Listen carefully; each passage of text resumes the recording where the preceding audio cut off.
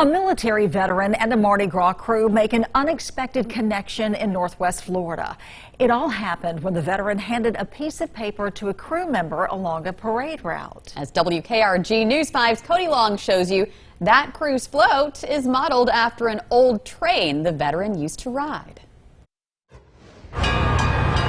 The crew of Priscus, formed in 2020, showed off its Mardi Gras float for the first time this year. It resembles the historic Frisco train, and when they passed by, a man caught Brent Isbell's attention. Emotional for me to come over, so I went over there thinking he just wanted beads, so I gave him some of our crew beads. And in turn, he handed me a piece of paper. The paper read, "I came to flight training in Pensacola in 1952 on the Frisco Railroad." The man who handed him that paper is 89-year-old Morris Dries. Well, I was pretty amazed by it.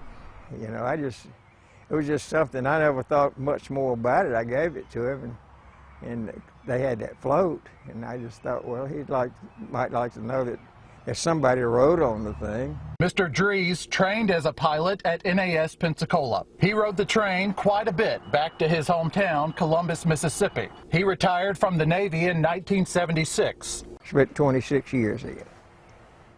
And I'd do it over again.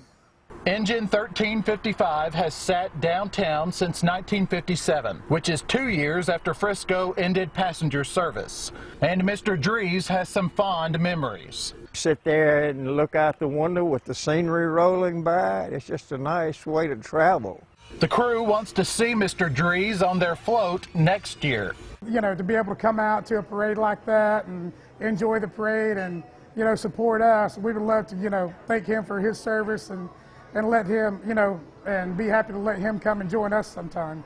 In Pensacola, Cody Long, WKRG News 5.